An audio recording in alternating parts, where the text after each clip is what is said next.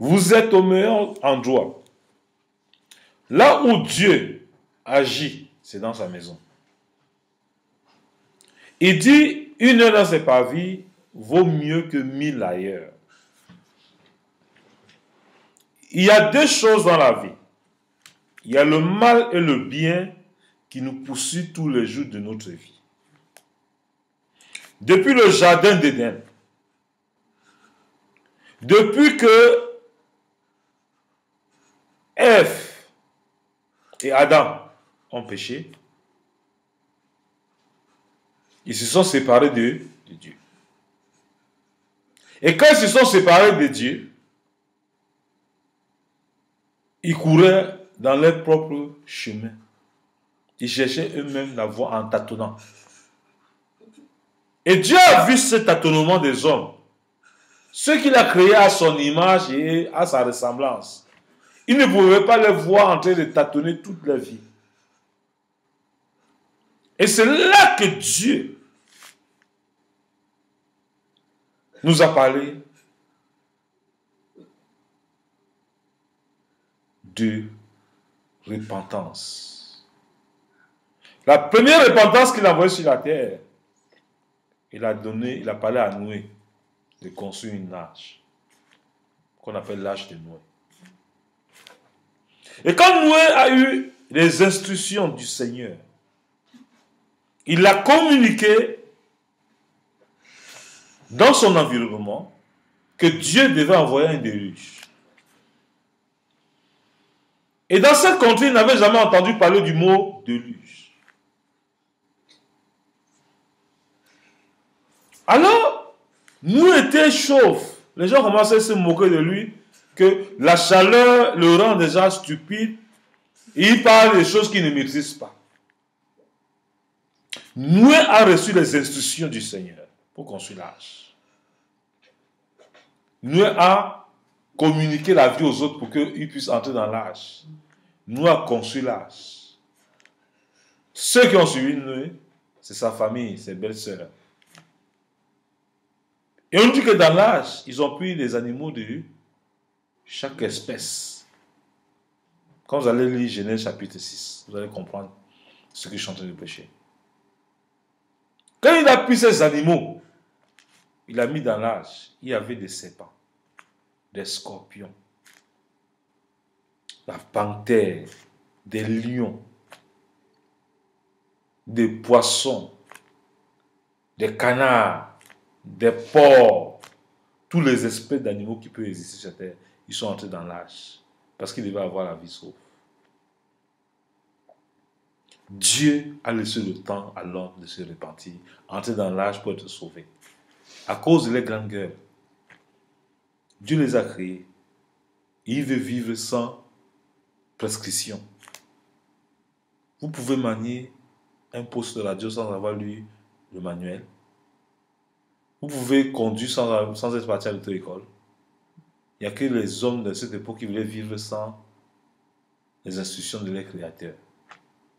Alors, quand le déluge est venu, l'âge était déjà fermé. L'eau a englouti toute la surface. Tous sont morts. Ils ont péri. À cause de quoi? De l'orgueil. À cause de quoi? Du refus d'entendre un message qu'ils n'ont pas l'habitude d'entendre. C'est pour ça, de nos jours, je ne suis pas surpris des gens qui n'écoutent pas et qui ne veulent pas accepter l'évangile. L'évangile, c'est puissant pour celui qui croit.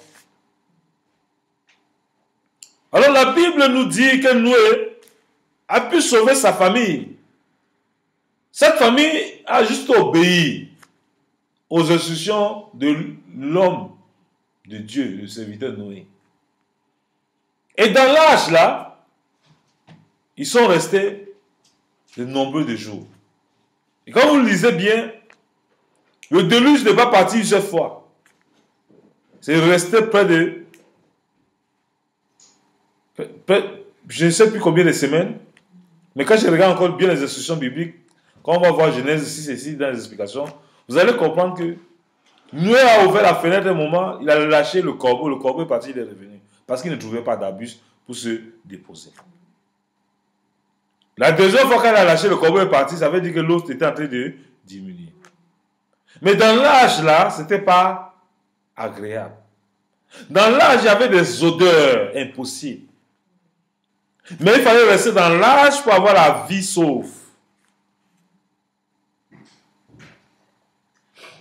Il fallait rester dans l'âge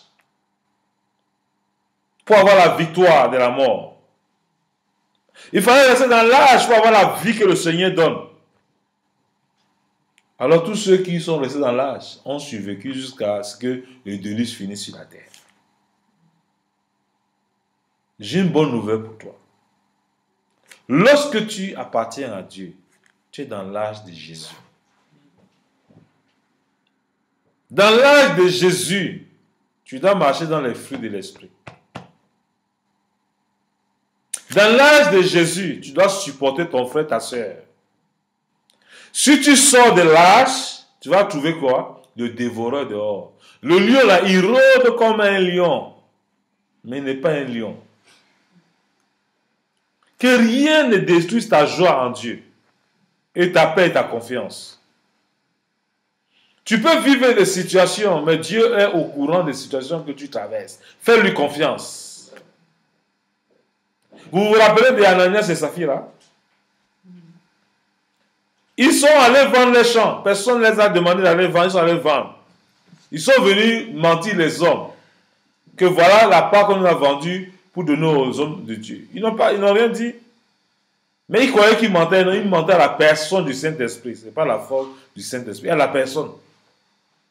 La personne du Saint-Esprit les a frappés. Ils sont morts. À cause de quoi?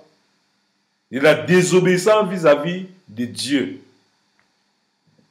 Et Dieu veut que nous comprenions la puissance de l'alliance. L'âge de Noé a pu sauver les gens, a pu sauver sa famille, a pu sauver les animaux de toutes les espèces à cause de sa vie d'obéissance. Et aujourd'hui, quand tu es en Christ, tu dois pas avoir un pied aujourd'hui ici, un pied dehors. Tu dois te laisser entièrement en Dieu pour qu'il accomplisse ce qu'il veut accomplir dans ta vie. Ce n'est pas facile, mais c'est possible. Tout est possible à celui qui croit. Mais quand tu laisses Dieu te mouler, qu'importe la durée de ton épreuve, tu finiras par voir le bout du tunnel. C'est pour ça que nous devons prendre avec joie toutes les épreuves que nous pouvons traverser en Dieu. Et nous nous rappelons que nos parents sont passés par là. Nos parents étaient servis. Ils étaient des serviteurs en Égypte. Dieu est venu les libérer par qui? Par Moïse. Il a fallu que le peuple de Dieu obéisse à l'homme de Dieu pour que l'homme de Dieu puisse les aider à sortir de quoi? De la servitude. Aujourd'hui, Dieu continue toujours à mettre ses serviteurs devant vous pour que ces serviteurs vous aident à entrer dans le plan que Dieu a réservé pour vous. Et le plan de Dieu, c'est un plan de bonheur et non de malheur. La Bible dit tout ce qui nous arrive concourt au bien de ceux qui aiment Dieu. Dieu ne peut pas permettre que quelque chose t'arrive, que ça soit au-delà de tes forces. C'est pour ça que tu dois remercier Dieu dans toutes les circonstances que tu traverses. Alléluia. Ce n'est pas facile, mais c'est la voie excellente à suivre.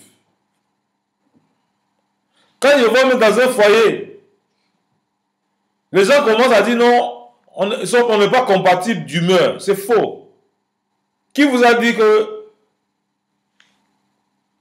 ton mari et vous pouvez être la même personne? C'est Dieu qui peut vous rendre un. Vous-même, vous ne pouvez pas vous rendre un. Vous n'allez jamais être compatible. La seule personne qui peut vous rendre compatible, c'est le fruit de l'esprit. Et c'est Dieu qui peut vous rendre compatible. Essayez de changer vos mariages, vous dites que vous n'êtes pas compatible. Vous allez passer votre temps à changer. Vous n'allez jamais trouver l'âme sœur de cette manière. Le moment que tu veux te rendre compatible avec ton vis-à-vis, c'est d'accepter de marcher dans les fruits de l'esprit qui consiste à supporter, à pardonner, à servir, à donner l'amour sans attendre quelque chose. Si tu attends quelque chose de ton conjoint, tu seras déçu. déçu. Tu ne verras même jamais rien de bon à la personne. C'est pour ça qu'il est important, lorsqu'on s'attache à Dieu, qu'on ne regarde pas ce que nos frères ou bien nos soeurs font.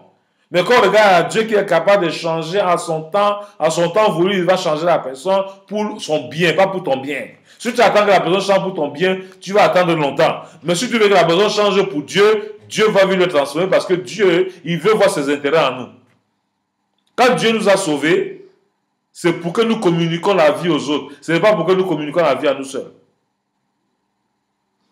Tu vis pour qui? Tu vis pour toi ou bien tu vis pour Dieu? Nous, on dit souvent, parfois, on vit pour Dieu, on fait les choses, on invite Dieu. On demande, consulte pas Dieu dans ce que nous voulons faire. Nous faisons d'abord avant de dire, Dieu, viens nous aider. Et quand ça capote, on accuse Dieu. C'est pour ça qu'il est important. La Bible nous parle dans le livre de Philippiens 4. À partir du verset 2. J'exhorte Évodie et j'exhorte Syntyche à être d'un même sentiment dans le Seigneur. Et toi aussi, fidèle collègue, oui, je te prie de les aider, afin qu'ils... Pardon.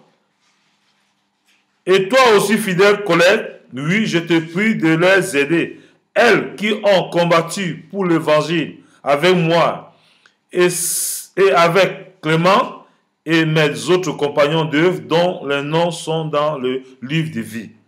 Réjouissez-vous toujours dans le Seigneur. Je le répète, réjouissez-vous dans le Seigneur.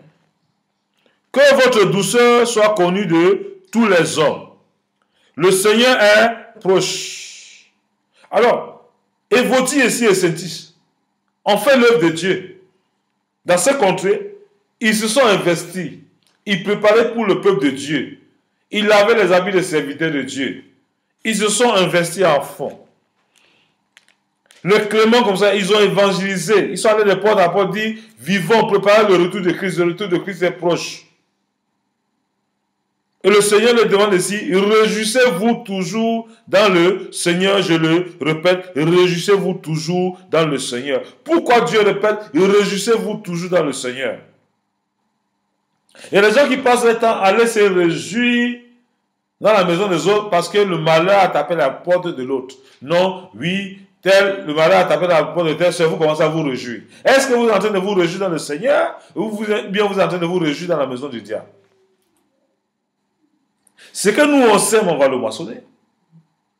C'est pour ça qu'il est important de veiller sur nos pensées et ce que nous faisons. Quand j'insiste sur ces choses-là, c'est pour provoquer la gloire, le shekinah de Dieu dans nos vies. Réjouissez-vous toujours dans le Seigneur. Parce qu'il y a des gens qui font les réjouissances ailleurs. Ailleurs, c'est fait le Congosa, le Kwakwatoke, le Songi, ce n'est pas dans le Seigneur. La continuité dit quoi? Que votre douceur soit connue de tous les hommes. Le Seigneur est proche. Est-ce que tu es douce? Est-ce que tu vis la douceur? Est-ce qu'on peut témoigner de toi que tu es douce? Maman pasteur. On peut témoigner de ça de toi? Que votre douceur soit reconnue de tous. Douceur veut dire que tu acceptes d'être bête et que Dieu soit glorifié. Mais nous, on veut toujours montrer qu'on a raison. Non. Non. Nous devons veiller sur ces valeurs. Et la douceur vient quoi? Ce n'est pas dans les fruits de l'esprit. Vous allez voir, je vous ramène pour vous faire comprendre que toute la Bible a résumé dans les fruits de l'esprit. Hein. Peut-être que vous n'avez pas vu ça depuis, mais je vous rappelle que vous allez voir la patience partout, être patient, être tolérant, tout ça c'est dans les fruits de l'esprit. Il dit ainsi, ne vous inquiétez de rien. Mais en toutes choses, faites connaître vos besoins à Dieu par des prières et des supplications avec des actions de grâce. Verset 6. Répétez après moi, ne vous inquiétez de rien. Ne vous inquiétez de rien. Mais en toutes choses, faites connaître vos besoins à Dieu par des prières et des supplications avec des actions de grâce. Avec des actions de grâce. Vous voyez ici, il dit ne vous inquiétez de rien. Quand il dit ne vous inquiétez de rien, ça veut dire qu'il y a toujours des possibilités avec Dieu. Et quand il vient, il dit, mais en toute chose, faites connaître vos besoins à Dieu, pas des prières. Il faut prier et faire connaître tes besoins à Dieu, pas à quelqu'un. Tu n'as pas besoin de voir mon pasteur pour parler de tes besoins, non. Tu dis, Dieu, j'ai besoin de ça à l'immédiat. Alléluia. Et tu coopères avec Dieu. C'est pour ça ici, il nous dit en continuité, faites connaître à Dieu vos besoins, pas des prières et des supplications, avec les actions de grâce, c'est quoi? Quand on dit action de grâce, c'est quoi? C'est être reconnaissant. Action de grâce, c'est vos offrandes. Quand tu te lèves, que tu oses dire à Dieu, et te dis merci, tu dis à Dieu merci par une offrande de quelque chose. C'est ça que je vous ai toujours dit, soyez spécifique dans une offrande. Une action de grâce pour votre mariage. Une action de grâce peut-être même pour vos enfants. Pour le bon résultat. Vous faites des actions de grâce. Pour les bonnes nouvelles, vous faites des actions de grâce. Pour votre maison, vous faites des actions de grâce. Ayez toujours cette pensée, cette mentalité de vainqueur. Action de grâce accompagne vos prières. C'est comme si vous n'assaisonnez pas vos aliments. Vous préparez vos aliments sans mettre du sel. L'action de grâce, c'est mettre du sel dans vos aliments, mes chers sœurs. Alléluia. C'est pourquoi il dit de ne pas venir à sa maison les mains vides. Priez toujours Dieu pour marcher dans les conformités de sa parole. Et je sais que je vous aime, c'est pour ça que je vous enseigne sur ces choses-là, pour que ça soit des valeurs de votre vie. Vous allez aider beaucoup qui marchent dans la confusion, dans l'incompréhension du royaume, avec ces choses-là. Si je ne vous enseigne pas, je suis hypocrite. Je ne dois pas être hypocrite. Je dois m'ouvrir pour vous faire comprendre le mystère de la parole de Dieu. Alléluia. Il dit, et la paix, c'est là quand tu as fini ça, c'est là que et la paix de Dieu qui surpasse toute intelligence. Il dit que la paix de Dieu qui surpasse toute intelligence, non, où tu es là, tu vas dépasser les gens qui ont le doctorat de dernier degré dans ta manière de marcher, parce que Dieu va permettre que tu les dépasses. Parce que Dieu va t'honorer. Il dit, et la paix de Dieu, la paix qu'il recherche là, le prix Nobel de paix qu'il donne à Mère Thérèse, qui donne ici, ils vont te chercher pour te donner ce prix Nobel. Mère Thérèse, c'est parce qu'elle avait l'argent plus que tout le monde entier pour avoir le prix Nobel? Non, c'est des valeurs. C'est des valeurs qu'elle a inculquées et qui a parlé à sa faveur. Ce n'est pas l'Église catholique qui l'a donné ça. C'est les êtres humains que Dieu a touchés. Et je crois que ça vient de Dieu. Alléluia.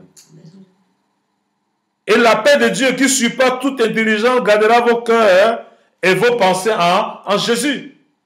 Est-ce que tes pensées sont constamment en Jésus ou bien c'est en dehors de Jésus? Eh bien, il faut voir ailleurs pour venir voir Dieu. Eh bien, tu vois constamment Dieu dans tes pensées. Notre relation sine qua non, notre pensée, toute notre vie, nous devons être passionnés de Christ. Même quand nous travaillons, nous devons amener les gens à comprendre que nous dépendons de Dieu. Nous vivons pour Dieu. Nous sourions pour Dieu. Mais quand tu souris, tu ne souris pas parce que tu es la personne. Tu souris parce que Dieu te dit de communiquer la joie. Dis à ta soeur, je dois communiquer la joie par mon sourire. Je dois communiquer la joie par mon sourire. Je n'ai pas bien entendu. Je dois communiquer la joie par mon sourire. Votre sourire est salutaire. Votre baiser, saint baiser est salutaire pour quelqu'un. Vous ne souriez pas parce que vous élevez de bonne humeur, non. Vous ne vivez pas par les sensations. Vous vivez par des principes régis par le ciel. De communiquer la joie. Ce n'est pas le fruit de l'esprit. La paix, ce n'est pas le fruit de l'esprit. Et la paix de Dieu qui surpasse toute intelligence gardera vos cœurs et vos pensées en Jésus. Au reste, fortifiez-vous.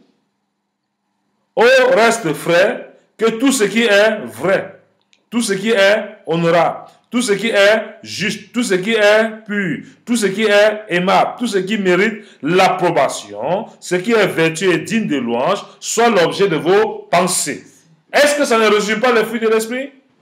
L'objet de vos pensées, c'est quoi? C'est la haine, c'est la division.